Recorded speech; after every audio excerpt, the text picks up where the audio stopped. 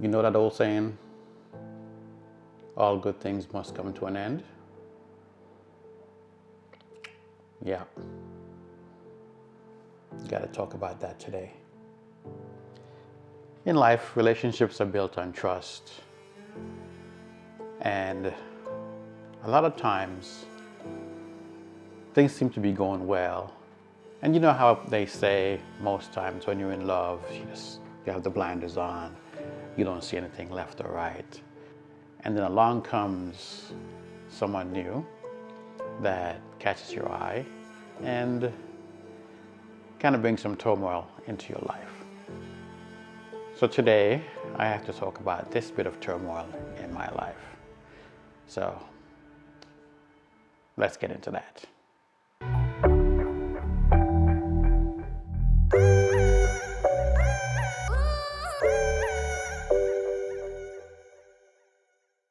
Hey everyone, it's Wayne. Welcome back to the channel. Glad to see you here. And before I continue, I want to thank all you guys and gals who've subscribed to the channel to help me to hit that 100 subscriber mark. Yes, it's been a few weeks since I've done this, and yes, I've done videos over the years on YouTube, but now this is my permanent job.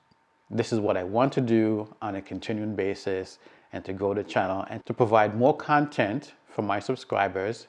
And I'd like comments if you guys have something more that you'd like me to talk about.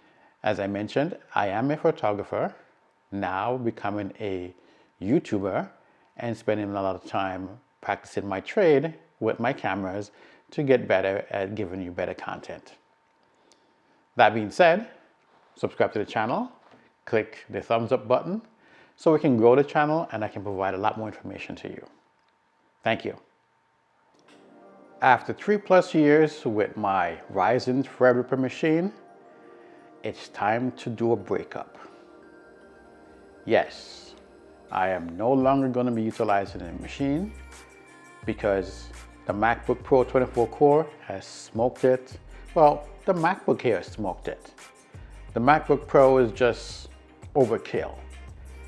It's like the MacBook Pro walks into a room, Threadripper sees it, just gets up, walks out because it knows it can't keep up. No competition. Bye-bye, see you. So on to the MacBook Pro. In the past 3 or 4 weeks, the machine has been fantastic.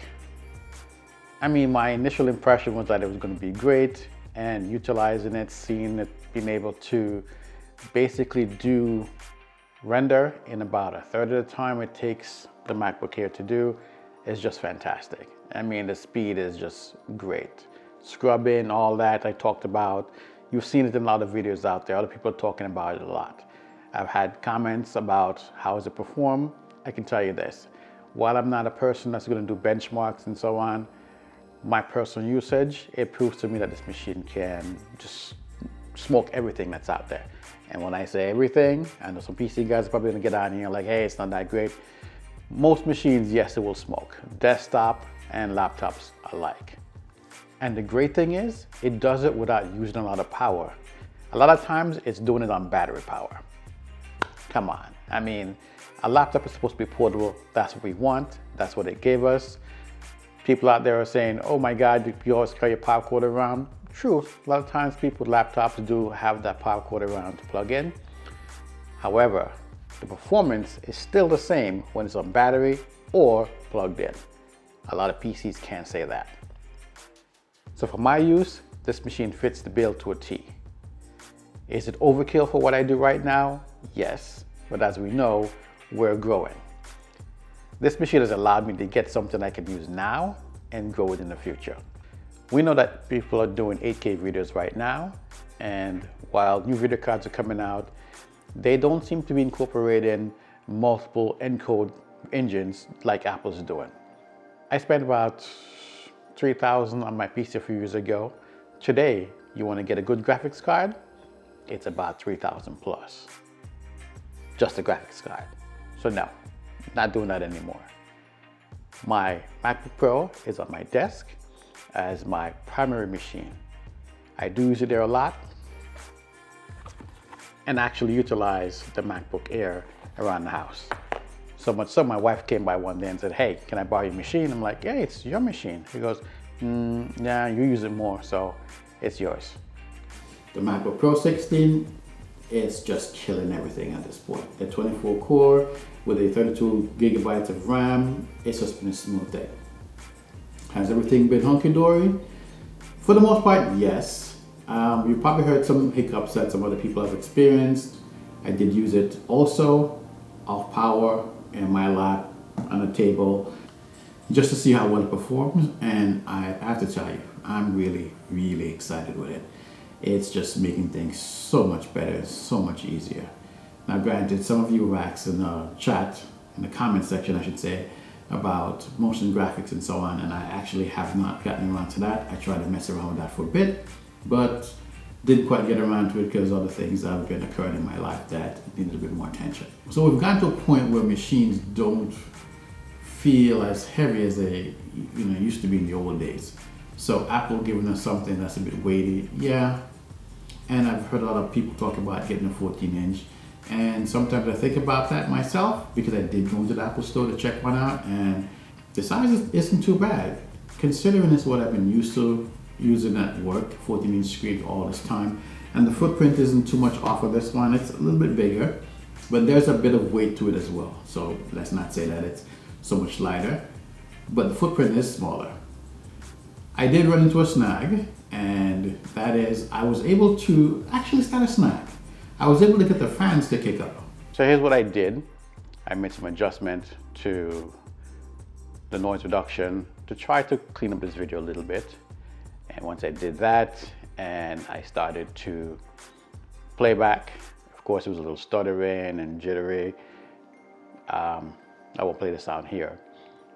But once I got to the rendering portion, that's when the fans just like start to wrap up.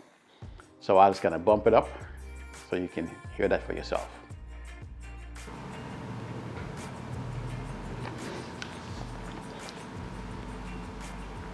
As you can hear, the fans weren't very loud. At least, what I'm used to with my desktop PCs. One of these machines has like 6 fans inside of it. The other one is running about 4 fans. So even in silent mode, they still make a little bit of noise that you can hear when you're working. And of course, you've gotten used to hearing that audible sound. But with this machine, silence. It's just great. So my advice, based upon my experience so far, if you are wondering which one you should go for and you don't want to spend the money for the top level one, the 24 core would be a very good buy. I think based on the cost and so on, even if you don't get the extra memory or the extra hard drive space, you'll be fine. 32 gigabytes so far is doing quite well in my machine, and it handles most everything that I throw at it. I can have Safari and Firefox up with multiple tabs. I've gone into my photo gallery to put pictures down, to preview other videos, to then move into my project. Yeah, I think the most I've seen it go up to, I think I said was 20-something gigabytes out of the 32, which is pretty good. The 24 core configuration of the Mac has been working very well for me, and I think if this is something you're looking to get into, sure, go ahead and pick one up. There may be some lead time on it right now, you just have to wait for it, but I think it's the best value as far as all the Mac's machines so far. So thanks for stopping in and watching the video. Again, give the video a thumbs up, subscribe to the channel, and I hope to talk to you guys again in the future. Oh, before I go, I know there's a lot of people out there that are viewing the videos, but not a lot of people are subscribing. So I'm going to ask again, please subscribe to the channel, give the video a thumbs up, help me to grow the channel. I plan to put out more videos with more information about Macs and photography. That's coming in the future, along with other things. So stay tuned. Bye for now.